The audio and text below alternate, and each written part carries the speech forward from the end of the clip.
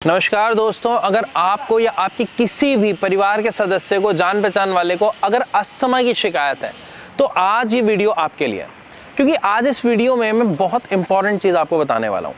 Asthma की समस्या आज के समय में आम हो गई है क्योंकि इतना पॉल्यूशन है, इतने हमारे जो खान पान है वो इतना ज़्यादा, हम ये कह सकते हैं कि मिक्स है उसमें चीज़ें कि प्योर कुछ है नहीं, तो जिसकी वजह से अस्थमा जैसी समस्या आम हो गई है।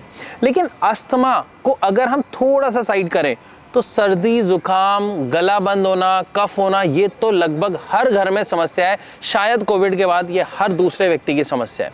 और आप जान के हैरान रह जाएंगे कि यही समस्या आगे जाकर अस्थमा का रूप ले लेती है।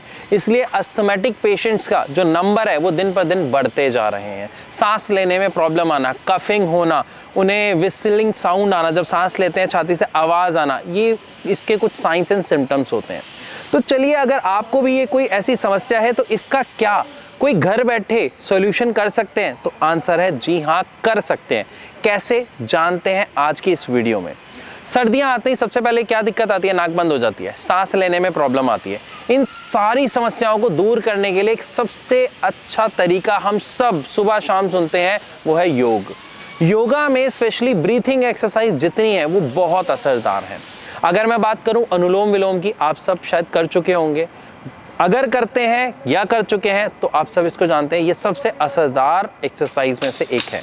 लेकिन आज जो मैं एक्सरसाइज बता रहा हूँ वो एक्सरसाइज आप कभी भी कहीं पर भी बैठ के कर सकते हैं। खाना खाने से पहले, खाना खाने के बाद, सुबह, शाम, रात को, कभी भी। इससे आपकी जो अस्थमा वाली प्रॉब्लम है, जो आपकी कफिंग प्रॉब्लम है, उसमें आपको बहुत अच्छा रिलीफ मिलेगा। तो आइए समझते हैं और शुरू करते हैं कि हमें ये एक्सरसाइज करनी कैसे है। इस एक्सरसाइज को करते वक्त मैं यहाँ पर पद्मासन में बैठा हूँ, पैर ऊपर करके बैठा हूँ। ज़रूरी नहीं है आपको ऐसे बैठना है, आप नॉर्मल अपने पैर को नॉर्मल रखिए, चौकड़ी लगाएं और नॉर्मल बैठें। नॉर्मल बैठने के बाद सिर्फ एक चीज़ का खास ध्यान रखना है कि आसपास पेड़ पौधे हों, घास हो, हरियाली हो। क्योंकि जहाँ पर ऐसा वातावरण है वहाँ पर भरपूर मात्रा में एक चीज़ है ऑक्सीजन, और वही हमें चाहिए। तो जब आप एक अच्छी ऑक्सीजनेटेड जगह पे बैठेंगे तो उस ऑक्सीजन को हमें क्या करना है? अपने शरीर में ज़्यादा से ज़्यादा पहुंचाना है, ताकि हमारे जो लंग्स हैं वो क्लीन हो सके, हमारे जो ब्रीथिंग प्रॉब्लम है वो ख़त्म हो सके, हमारी जो बॉडी के अंदर इन्फ्लामेशन हो रही है वो कंट्रोल हो सके। तो उसके लिए हमें क्या करना है? अपने दोनों हाथों को आपको पहले नॉर्मल रखना है। उसके बाद आपको सर धीरे धीरे ऊपर करना है सांस लेते हुए, और हाथ फैलाने हैं। देखिए कैसे,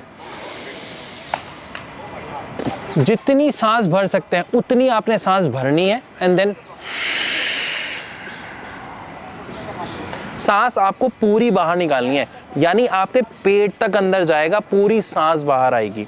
जब हमारी सांस पूरी तरीके से अंदर जाती है और पूरी तरीके से बाहर आती है तो जो हमारे एयर पासवे हैं, जो हमारे ब्रोंकाइज, ब्रोंकी हो, जो हमारे, आप ये समझ लीजिए कि जो हमारे लंग्स हैं, जो हमारा सांस लेने की जो नली है वो पूरी तरीके से साफ हो पाती है। तो इस तरीके से आप जितना कर सकते हैं लगातार, देखिए मैं आपको करके दिखाता हूँ, आपको करना है। इवन अगर आपके घर के आसपास, अगर आपकी बैल्कनी में काफ़ी सारे पौधे हैं तो आप वहीं पे बैठ के अभी ये मेरे साथ करके देखिए।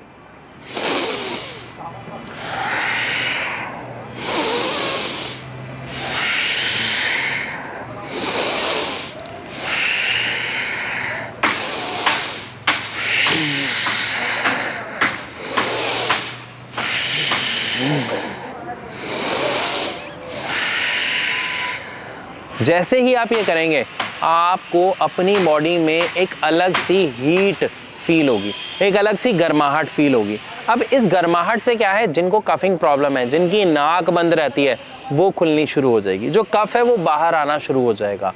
द बेस्ट पार्ट, आपकी बॉडी में जितनी ज़्यादा ऑक्सीजन जाएगी उतने ज़्यादा आपकी बॉडी के टॉक्सिन्स ख़त्म हो जाएंगे और आपकी बॉडी में एक पॉजिटिविटी आएगी, एक पॉजिटिव वाइब्स आएगी और वो हेल्दी होगी।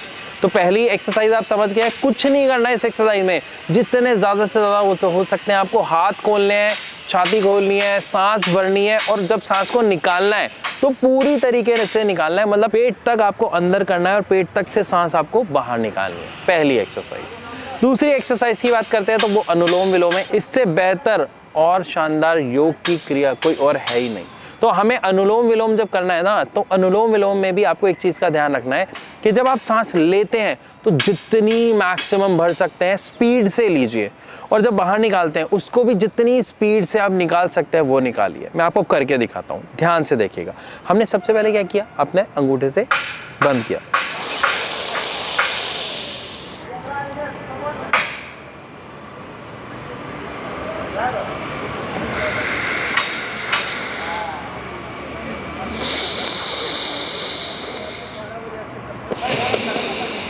तो जब इतने प्रेशर से आप अपनी सांस को लेते हैं और छोड़ते हैं तो उससे फ़ायदा क्या है, जितनी भी जो कफ है, जो म्यूकस है, जो आपके गले में है, जो आपकी नाक में है, वो सब बाहर आ जाएगा।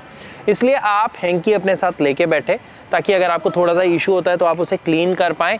लेकिन ये 2 एक्सरसाइज भी अगर आप रेगुलर तरीके से करते हैं तो आप देखेंगे आपकी जो ब्रीथिंग प्रॉब्लम्स हैं, जो आपकी अस्थमा की प्रॉब्लम है, उसमें आपको काफ़ी अच्छा रिलीफ देखने को मिलेगा। इसी के साथ साथ आपको एक सही डाइट लेना बहुत ज़रूरी है। लेकिन अगर इन सभी तरीकों के बाद भी आप देखते हैं कि आपकी समस्या ठीक नहीं हो रही है, आपको अभी भी ब्रीथिंग प्रॉब्लम है, थोड़ा सा चलने में सांस फूल रही है, सांस लेने में आपको विस्लिंग साउंड आ रही है, कफिंग की बहुत ज़्यादा प्रॉब्लम है, तो आप अपने डॉक्टर से संपर्क करें। लेकिन ध्यान रखें, आपको एलोपैथिक डॉक्टर से संपर्क नहीं करना है, क्योंकि एलोपैथ की दवा आपकी समस्या को दबाती है, ख़त्म नहीं करती है। इसीलिए आप होम्योपैथिक मेडिसिन का सहारा लें, क्योंकि होम्योपैथिक मेडिसिन सबसे असरदार है, साथ ही इसके कोई साइड इफेक्ट नहीं है। और सबसे अहम बात, अगर आप पहले भी कभी होम्योपैथिक मेडिसिन ले चुके हैं लेकिन आपको रिजल्ट नहीं मिला, तो एक बार आप नीचे दिए गए नंबर पर कॉल करें, भारत होम्योपैथी के डॉक्टर से कंसल्ट करें, क्योंकि यहाँ पर जो मेडिसिन्स हैं वो पेशेंट के अकॉर्डिंग कस्टमाइज करके उन्हें दी जाती है, जिसके रिजल्ट्स उन्हें बहुत ही असरदार, शानदार और जल्द ही देखने को मिलते हैं। फिर भी अगर आपका कोई सवाल है तो आप नीचे कमेंट में लिख के इसे ज़रूर हमसे पूछिए। ज़्यादा से ज़्यादा इस वीडियो को शेयर करें, लाइक करें, और ऐसी और वीडियोज़ देखने के लिए हमारे चैनल को अभी सब्सक्राइब करें। इसी के साथ अब मैं आप सबसे चलने की इजाज़त चाहूँगा। मिलूँगा अपनी अगली वीडियो में, तब तक के लिए नमस्कार।